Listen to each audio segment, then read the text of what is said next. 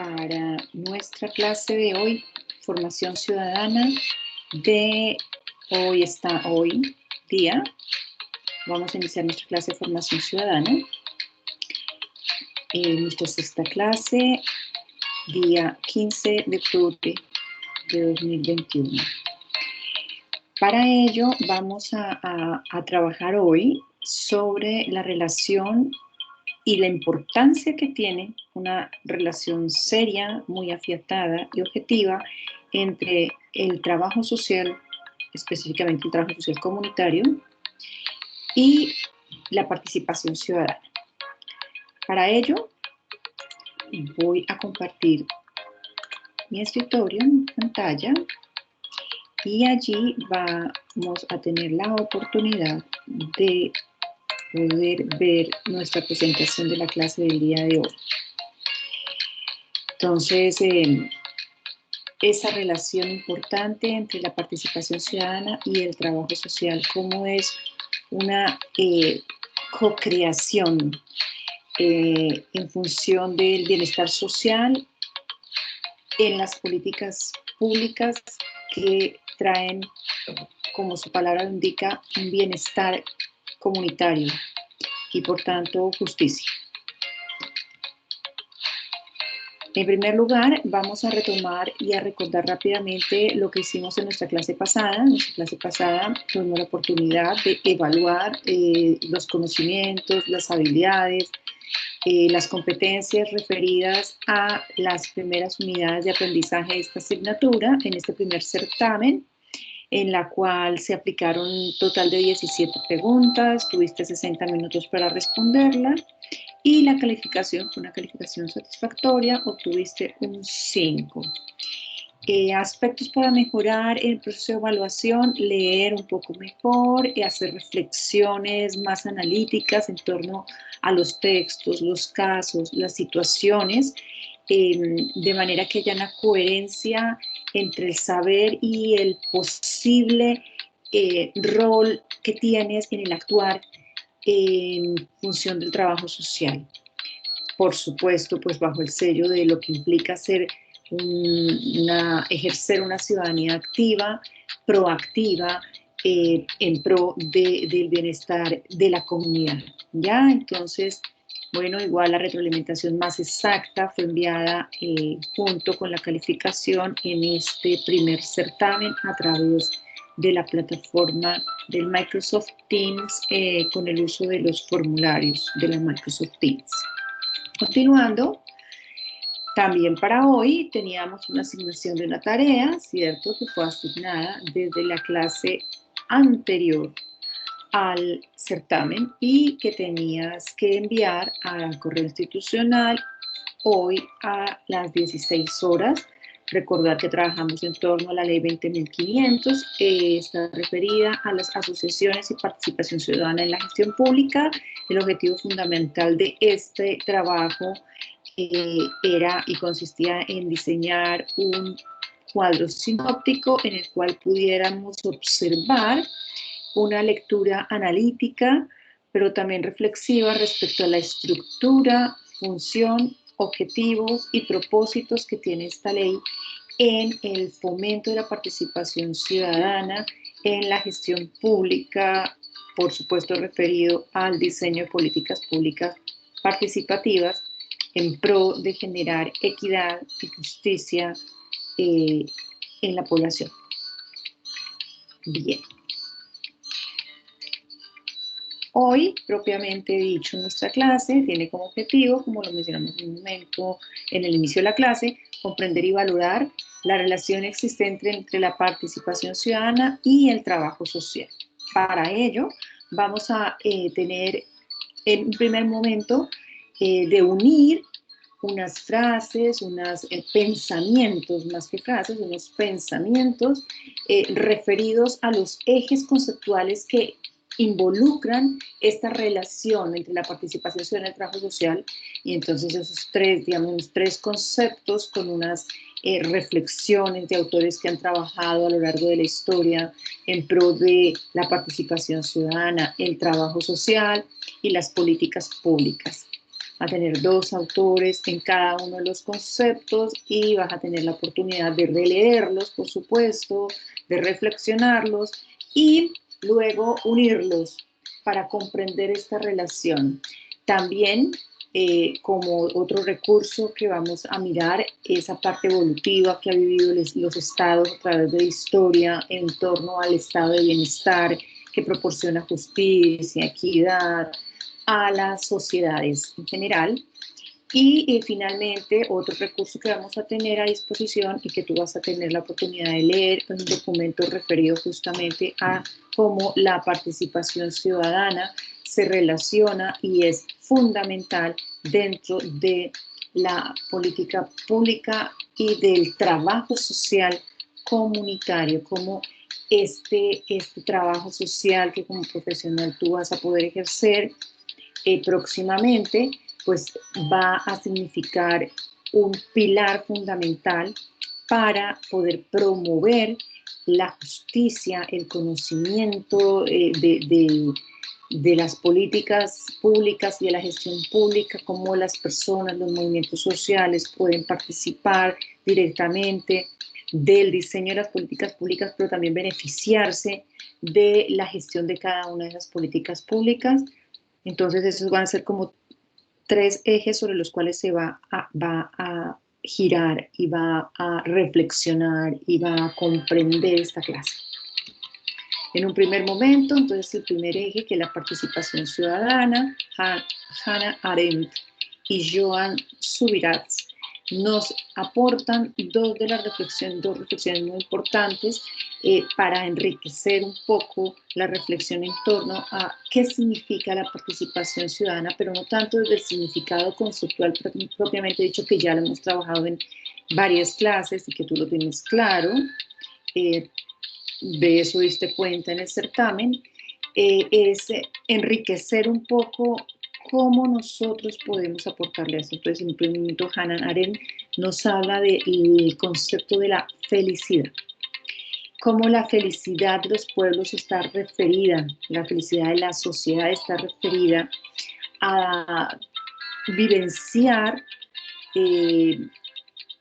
ser parte de un Estado participativo, ser parte del poder público, no ver el poder público como algo ajeno a sí mismo, sino como desde la experiencia de lo que significa la libertad pública, el participar de una manera pública nos puede llevar a esa experiencia de lo que ella llama la felicidad pública.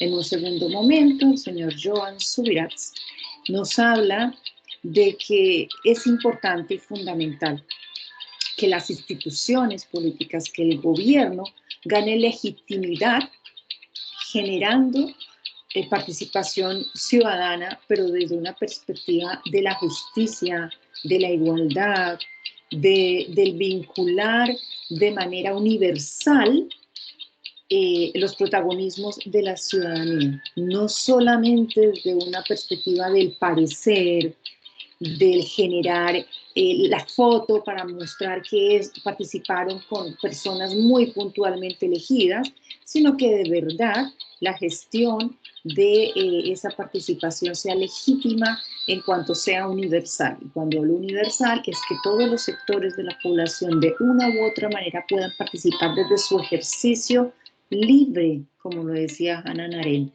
no que sea el Estado el que se encarga desde arriba de estar generando momentos, episodios con personas seleccionadas a dedo, sino que sea la población la que se siente parte auténtica de los procesos de participación ciudadana desde el ejercicio propio de su libertad. Luego vamos a encontrar los conceptos que Thomas Marshall e Iris Jung están planteando en torno a qué significa la ciudadanía.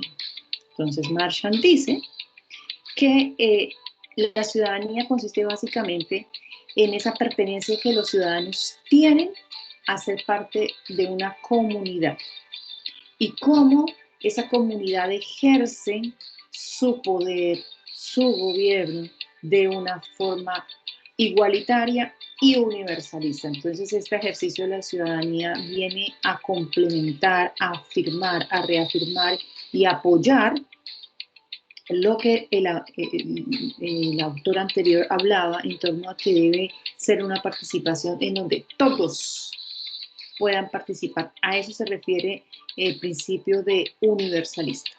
Luego Iris Jung dice que a lo largo de la historia se ha observado que es un grupo mayoritario quien ostenta la posición dominante y que ese dominio se ha dado desde un principio de injusticia. Cuando habla de un grupo mayoritario no está hablando de una gran cantidad de población, sino de cómo tienen concentrado el poder desde siempre y que ellos son quienes generan un estado de injusticia porque no hay una participación universal, ¿ya? Entonces, la invitación que se hace es alcanzar una igualdad plena.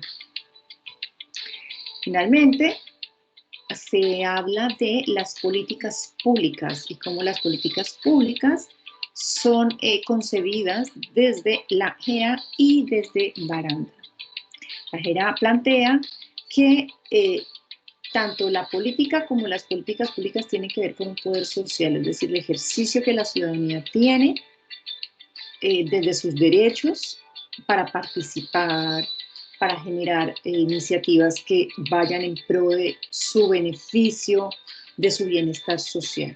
Y como si los pueblos, los movimientos sociales, las personas, los ciudadanos participan, se pueden generar políticas públicas que de verdad correspondan a soluciones específicas de acuerdo a las necesidades del contexto.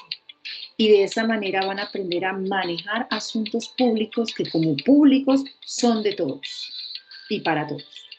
Finalmente, entonces aquí Baranda nos dice que si no se actualiza la línea de pobreza en relación al patrón del consumo de las personas en Chile, lo que estamos midiendo no es lo que efectivamente está ocurriendo en la realidad.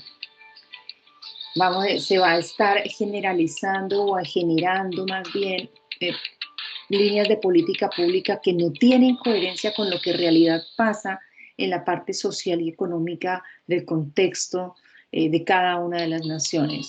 Dice que si no se incluyen más elementos en esta medición, como es el partir de la participación ciudadana, de la voz del pueblo, de las necesidades de los movimientos sociales y de los ciudadanos, pues se pregunta él, ¿cómo se van a direccionar adecuadamente las políticas públicas si no se reconoce lo que efectivamente pasa en la realidad?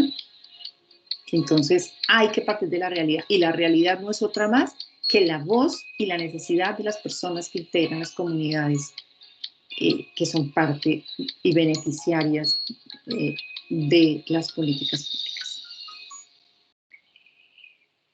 Y cómo el trabajo social viene a encajarse en toda esta red de lo que significa la política pública. Es fundamental. Dos personas aquí nos van a hacer reflexionar en torno a esto. La primera es tomada del Diario Ilustrado de septiembre del 27 del año 1927, y era lo que en ese momento, o sea, el nombre del trabajador social hoy en día, en ese momento se llamaba visitadoras sociales. Y ella decía que la Escuela de Servicio Social forma las falanges salvadoras, las articulaciones, los pasos fundamentales para hacer que una sociedad tenga un espíritu de servicio, ¿cierto? En torno a mejorar los, digamos, aspectos de orden físico, económico, moral, cultural, ¿ya? Y que es importante dar a conocer a las personas qué métodos existen para poder acceder a poder mejorar hábitos, mejorar costumbres, mejorar las condiciones económicas y sociales en las cuales están, de manera que puedan elevar su nivel de vida y especialmente ir operando en torno a las clases más populares. Entonces, como el servidor social desde el trabajo social puede llevar ese conocimiento a las personas para que puedan acceder de mejor manera a poder ir optimizando y mejorando poco a poco sus condiciones morales, costumbres, tradiciones, y por supuesto temas de orden social y económico que requieren apoyos para salir adelante. Más en la actualidad, Teresa Matus habla que es fundamental refundar lo social como una tarea propia del trabajo social chileno, porque se ha avanzado, pero hay un espacio para hacer mucho más. Es importante tener en cuenta la historia, las tradiciones, traer a la memoria cuántos siglos no se ha tenido en cuenta a las personas en función de sus necesidades reales y en contexto, y cómo hay algunos sectores que pueden aportar a definitivamente mejorar este contexto. Y en este punto, aquí, muy importante, considerar el rol y la función de los jóvenes, como los jóvenes tienen una visión bastante importante, una visión de nivel de reflexión sobre el contexto y la realidad que ellos están viviendo, y que son ellos quienes van a aportar a la construcción del día a día en la historia de toda nación, y en este caso específicamente Chile. Bien, luego, ¿qué momentos ha pasado el estado de bienestar? Entiéndase por el estado de bienestar el rol que cumple el Estado, ¿cierto? El Estado como gobierno, como instituciones, como leyes, para generar bienestar social, político, cultural y económico dentro de la sociedad. En un primer momento tenemos que existir un estado de bienestar que brindaba a las personas todo el apoyo que se requería tanto a nivel económico como social, cultural si se quiere. Entonces un estado de protección donde el estado político tenía una etapa de politización y todo lo manejaba el Estado. Viene una época de crisis económica en donde al Estado le tocó contraerse, recoger un poco su función de estar generando bienestar a la sociedad. Específicamente estados de bienestar se empiezan a perder en el periodo entre guerras, de la Primera y la Segunda Guerra Mundial. En este proceso de crisis económica, ese estado de bienestar se recogió un poco, y bueno, el periodo de guerras mucho más. Y entonces hay un momento de despolitización donde el Estado se dedica a otras cosas más imperativas en ese momento y en esos momentos históricos, y genera un estado de desprotección.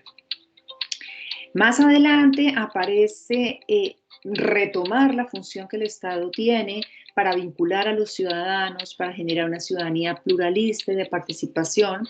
Y ese pluralismo del bienestar pues va a tener dos componentes. En primer momento la repolitización, en donde empiezan a involucrarse otros elementos, otros agentes, otros protagonistas para poder generar bienestar entre las personas, y empieza a vivirse un proceso de privatización de algunos sectores de la sociedad y del estado de bienestar que podía existir y que podía estar liderado por el Estado.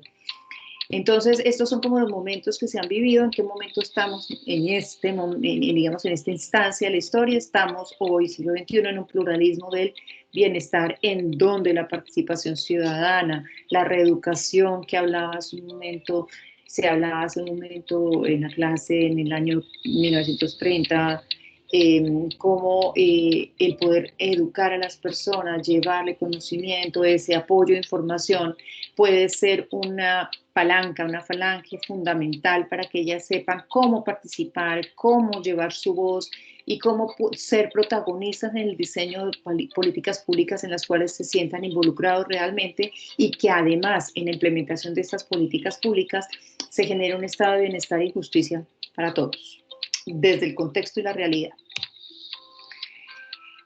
Y aquí hay tres consideraciones en torno a qué es el trabajo social en sí, cómo se vincula acá. Entonces, un primer momento es una profesión que está basada en la práctica y en la disciplina que promueva el cambio y el desarrollo social, la cohesión social y el fortalecimiento, la liberación de las personas, como podemos, como se decía hace un momento, de la felicidad pública a partir del uso de la libertad, ¿no? Luego, como los principios de la justicia social, que debe ser, digamos, un pilar, un fundamento básico, los derechos humanos, la responsabilidad colectiva, es decir, cómo todos nos involucramos en ser responsables por lo que hacemos o dejemos de hacer, porque si no participamos, pues tenemos que ser conscientes de eso, y cómo el respeto a la diversidad social junto con la justicia social son fundamentos para el trabajo social. Y cómo las teorías del trabajo social, las ciencias sociales, las humanidades y los conocimientos de los indígenas, el trabajo social involucra a las personas y las estructuras del Estado para hacer frente a desafíos de la vida y aumentar el bienestar desde el contexto. Entonces, todo que ver, la función, el rol, el objetivo y el propósito del trabajo social está en torno y al servicio de la participación ciudadana para que todo el conocimiento que hay en torno a poder participar de una manera pública a las personas las puede conllevar a poder generar políticas públicas que en verdad los beneficien sin estar aislados y tratando de mejorar y superar esta línea de pobreza que a veces hace que las personas estén sumidas en el desconocimiento de qué manera se pueden vincular y llevar a cabo iniciativas que los puedan beneficiar y pueda haber verdaderamente justicia social tal como lo tenemos acá. Entonces, en primer lugar, esa participación de los ciudadanos requieren estos tres momentos que están muy ligados. En primer momento, se requiere que las personas quieran hacerlo, que estén motivadas. Y cuando no existe este querer, el Estado debiera, el Estado, el trabajador social, el servidor social, el asistente social, el técnico en trabajo social, que tiene como función motivar a las personas y motivarlas desde el conocimiento, desde el saber, desde el llevar la información de cómo puede participar, de cómo puede llevar su voz, de cómo puede gestionar que haya nuevas políticas públicas. Y, por supuesto, este querer basado en el saber, en el conocimiento, pues tiene un tercer momento, tiene un tercer elemento fundamental como es el poder. Deben poder participar los ciudadanos y para eso es básico el conocimiento, y para eso es básico hay una estructura legal dentro del poder llevar a cabo esto, como es la ley 20.500, que viene a fortalecer, a fundamentar, a legitimar la participación de los ciudadanos a través de canales públicos de interés general y cauces formales que sirven para poder participar políticamente dentro de políticas públicas, como dijimos hace un momento. Entonces, el querer, el saber y el poder son tres elementos fundamentales para que la participación de los ciudadanos sea efectiva.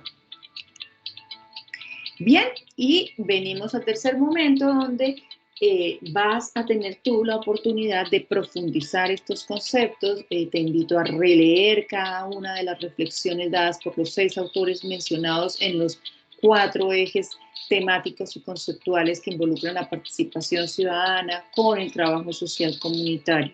Este es un documento elaborado por Raya Díez y que tiene estos objetivos. Es importante que tengas en cuenta estos objetivos y estos 5 contenidos que tiene este documento, que tiene más o menos 27 páginas, muy rápido de leer, muy ligero y muy efectivo. Entonces, el objetivo de este documento es que tú lo leas, lo reflexiones, lo subrayes y lo lleves a una disertación que vas a poder realizar la próxima clase. La disertación con base en este documento. Tú vas a disertar el contenido de este documento. Para ello, preparé esta pauta de evaluación de la disertación que tú vas a presentar la próxima clase y tiene esta distribución en puntos. Tiene los siguientes indicadores. El primer indicador de calificación es que presentes el título del tema, que digas con base en qué autor es la persona que escribió este documento, ¿cierto? Si utilizaste o te vas a basar en otros autores para apoyar eso, pues tendrías que mencionarlo acá, ya dar a conocer el objetivo de tu disertación, ¿ya? Un segundo indicador muy importante es que expongas el tema de acuerdo a los conceptos fundamentados en la fuente proporcionada. En este caso, este documento, ¿cierto? Todos los contenidos deben estar basados en ese documento, ¿ya? Esto implica pues que tengas un excelente manejo de lo que es el contenido, que se nota que dominas el contenido de la lectura, ¿ya?